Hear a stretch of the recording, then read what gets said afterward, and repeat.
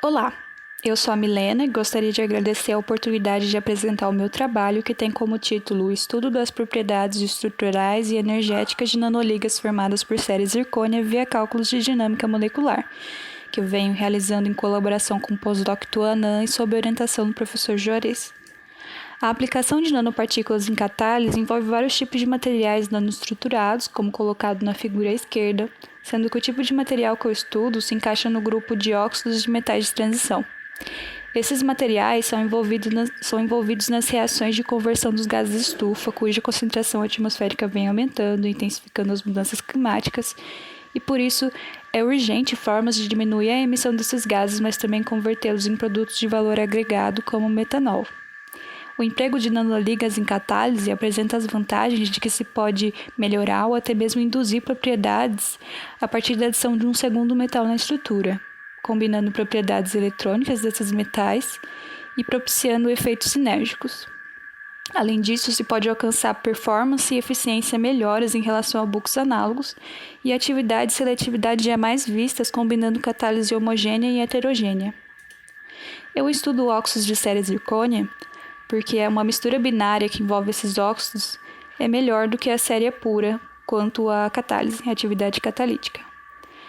Apesar da série possuir um alto poder oxidante e capacidade de armazenar oxigênio. Então, adicionando zircônia à série, eu consigo melhorar a resistência à sinterização, uma melhor capacidade oxidativa e ainda uma melhora na capacidade de armazenar oxigênio, sendo que o comportamento segregatório que esse tipo de material apresenta é importante para a atividade catalítica. O nosso objetivo, então, é alcançar a melhor performance de uma nanoliga desse tipo, e para isso é necessário entender como as propriedades físico-químicas e termodinâmicas estão correlacionadas, e de um ponto de vista atomístico. Então, para isso, para atingir esse objetivo, eu venho realizando simulações de dinâmica molecular utilizando LAMPS, onde as interações atômicas não ligadas são descritas pela combinação dos potenciais de Buckingham e Coulomb. O algoritmo de Verlet é utilizado para obter a posição das partículas no tempo de integração e temperatura e pressão são controlados utilizando termostato e barostato. À direita, eu coloquei um esquema das etapas de síntese simulada, onde primeiro a gente precisa ter um arquivo CIF e expandir a célula primitiva, a partir da qual uma supercélula seria relaxada, dando origem ao cristal. O cristal depois seria amorfizado até uma dada elevada temperatura e depois recristalizado a partir de 5.000 kelvins até próximo de 0 Kelvin, dando origem então à nanopartícula que pode ser caracterizada. No meu trabalho, são investigadas nanoligas que compreendem de 10 a 30 angstroms de tamanho. Vale ressaltar que as simulações de dinâmica molecular são a melhor escolha para estudar nanopartículas que contenham de dezenas ou milhares de átomos, sendo que é possível obter propriedades estruturais e físico-químicas comparáveis a macroscópicas medidas experimentalmente.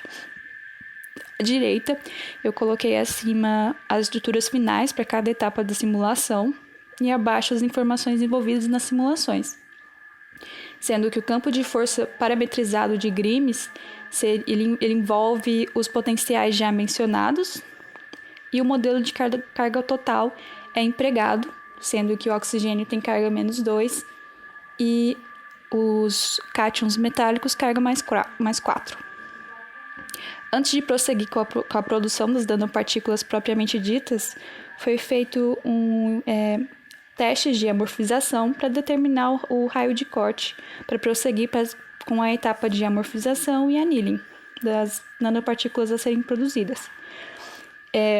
A gente pode comparando as energias potenciais médias, a gente nota que há uma diferença maior entre o raio de corte de 20 angstroms e o de 35 e 50, enquanto que entre o de 35 e 50 a diferença de energia potencial é mínima. Comparando performance e custo computacional, não variou tanto com relação ao raio de corte e os sistemas, Mas para o raio de corte de 50 angstroms foi possível alcançar estruturas mais compactas, e de forma que esse foi o raio de corte escolhido para prosseguir com a produção das nanopartículas. Então, com os testes de recristalização, a gente pode notar que a energia potencial é mais baixa e o reordenamento foi maior conforme as estruturas aumentavam em tamanho. O custo computacional, nesse caso, ele foi proporcional ao tamanho dos sistemas, enquanto a performance foi o contrário. Então, para estudar a fundo essas nanopartículas, o conjunto de sistemas foi expandido e compreende agora de 96 a próximo de 800 átomos para cada óxido puro, por enquanto. Primeiro, a gente pode estabelecer uma comparação visual entre as estruturas finais para as nanopartículas de céria e as de zircônia. A gente pode notar que as nanopartículas da primeira linha para cada sistema, elas são mais parecidas entre si, são mais arredondadas e não tem um ordenamento muito definido.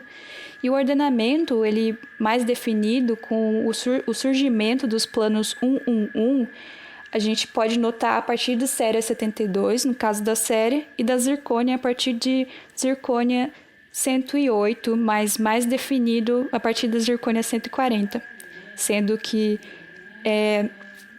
nos dois casos a gente tem oxigênios mais voltados para a superfície, o que está relacionado com a formação desses planos, e faz com que todas as nanopartículas, da menor a maior, tenham um ordenamento local semelhante. No caso da zircônia, o ordenamento local ele é mais presente, porque mesmo nas nanopartículas maiores, há um arredondamento na superfície, enquanto no caso da céria, as estruturas maiores vão se aproximando de octaedros truncados. Então, para primeiro caracterizar essas nanopartículas, foram geradas as GDRs para cada sistema, onde os picos em azul são relacionados às interações entre os átomos metálicos. O pico em vermelho faz menção ao metal com relação ao ânion, e os picos em verde de um ânion com relação a outros. A gente pode notar que os picos para cada tipo de interação estão situados nas mesmas regiões, o que confirma o ordenamento local. Mas, conforme o aumento do tamanho dos sistemas acontece, a distribuição dos picos ela fica mais ordenada, mais definida e mais próxima às estruturas de referência, sendo que a gente tem uma mudança de comportamento na série 72, como antes notado, e na zircônia 140, 108 também, como antes já notado. Então, a gente, analisando os números de coordenação médios obtidos a partir da integração das GDRs, nós temos que a céria com relação a outras cérias, ou zircônia com relação a outra zircônia, teria 10 vizinhos. De uma céria ou de um átomo metálico com relação ao ânion, seriam 8 vizinhos, e de um oxigênio com relação a outros, seria 12. A gente nota que, conforme o aumento dos sistemas, os valores vão se apresentando dos valores ideais e dos valores de referência. No caso da zircônia, essa tendência de proximidade dos valores, ela demora mais para aparecer, como antes já notado.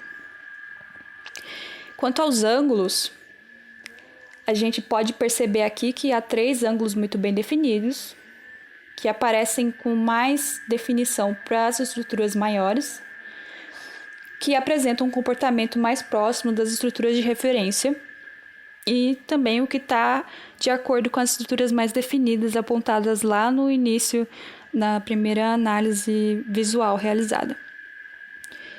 Para as estruturas menores, que a série 72 e que a zircônia 108, no caso da zircônia, nós podemos notar que não ocorre o ângulo próximo de 180, Então, o ordenamento local é diferente e é mais similar entre essas estruturas menores.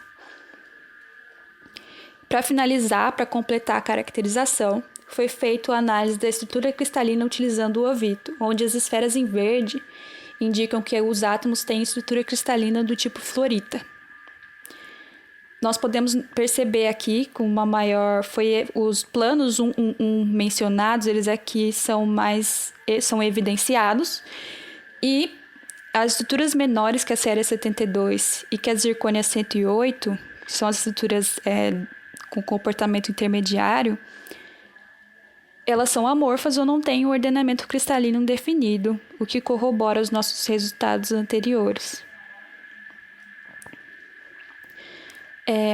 Para concluir, a gente pode dizer que a abordagem de síntese simulada se mostrou válida para nanopartículas pequenas, e o campo de força de Grimes permite gerar nanopartículas com menos de 800 átomos.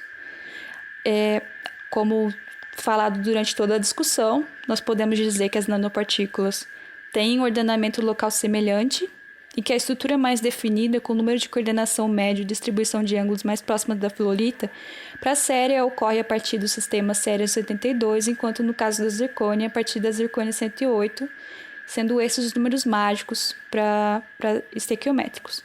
Os próximos passos, então, envolvem a investigação das misturas binárias e das propriedades energéticas para todos os sistemas e finalizar a escrita do relatório final. Muito obrigada.